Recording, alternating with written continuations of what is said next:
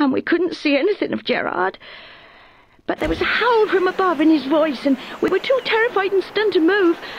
And then an arrow shot down at our shoulder and pierced deep down within. The demon's voice was fainter, and a groan came from the wounded man.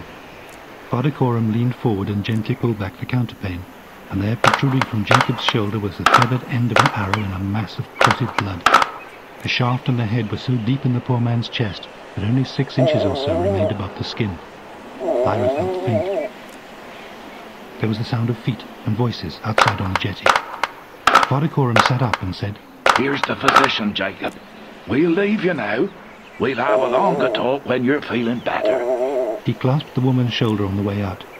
Lyra stuck close to him on the jetty because there was a crowd gathering already, whispering and pointing.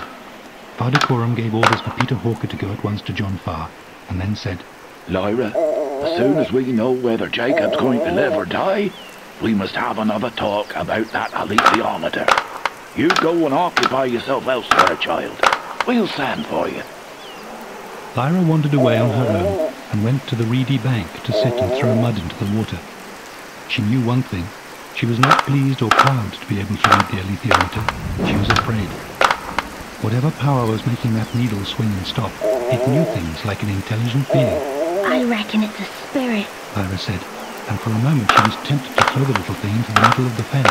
"I'd see a spirit if there was one in there," said Pantalaimon. "like that old ghost in Godstone. I saw that when you didn't."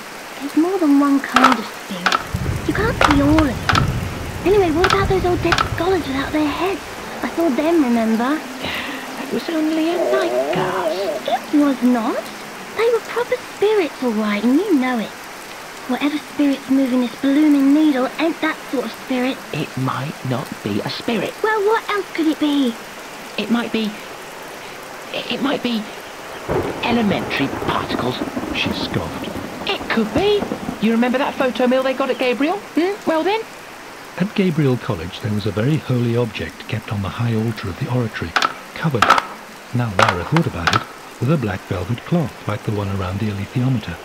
She had seen it when she accompanied the librarian of Jordan to a service there.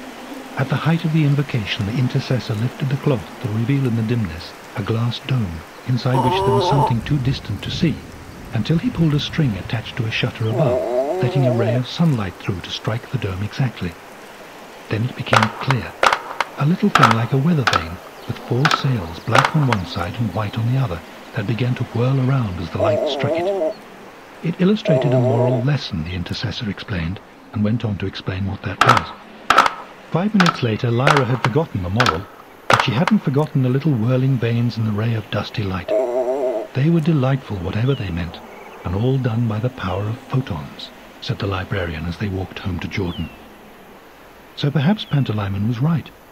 If elementary particles could push a photomill around, no doubt they could make light work of a needle. But it still troubled her. "Lyra! Lyra!" It was Tony Costa waving to her from the jetty. "Come over here! You gotta go and see John Farr at the Zal! Run, gal, it's urgent!"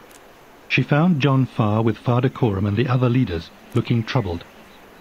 John Farr spoke. "Lyra, child, Father Coram has told me about your reading of that instrument. And I'm sorry to say that poor Jacob has just died.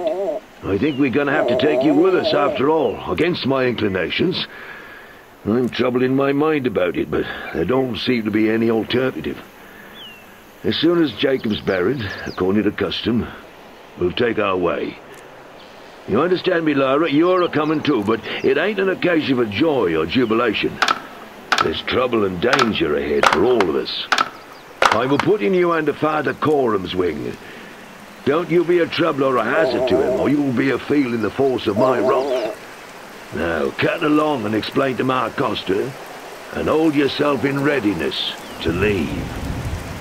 The next 2 weeks passed more busily than any time of Lyra's life so far. Busily, but not quickly, for there were tedious stretches of waiting, of hiding in damp, cramped closets, of watching a dismal, rain-soaked autumn landscape roll past the window, of hiding again, of sleeping near the gas fumes of the engine and waking with a sick headache, And worst of all, of never once being allowed out into the air to run along the bank, or clamber over the deck, or fall at the lock gates, or catch a mooring rope thrown from the lock side. Because, of course, she had to remain hidden. Tony Costa told her of the gossip in the waterside pubs, that there was a hunt the length of the kingdom for a little fair-haired girl, with a big reward for her discovery and severe punishment for anyone concealing her. There were strange rumours, too.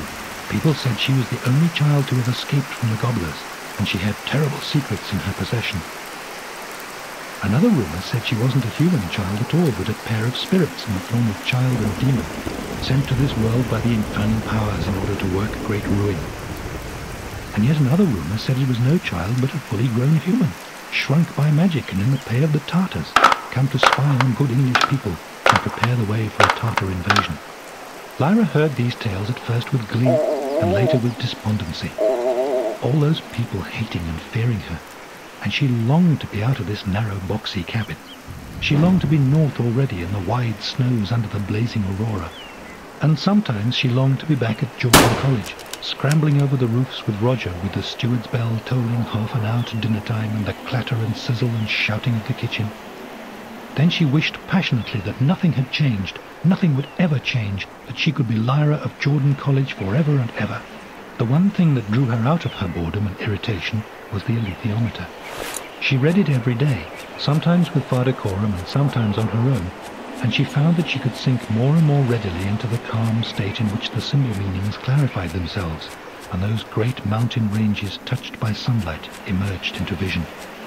She struggled to explain to Father Coram what it felt like. It's almost like talking to someone, only you can't quite hear them, and you feel kind of stupid because they're cleverer than you, only they don't get cross or anything. And they know such a lot, Father Coram, as if they knew everything, almost. Mrs. Coulter was clever, she knew ever such a lot, but this is a different kind of knowing. It's like understanding, I suppose. He would ask specific questions and she would search for answers. What's Mrs. Coulter doing now? He'd say, and her hands would move at once, and he'd say, Tell me what you're doing. Well, the Madonna is Mrs. Coulter, and I think my mother, when I put the hand there, and the aunt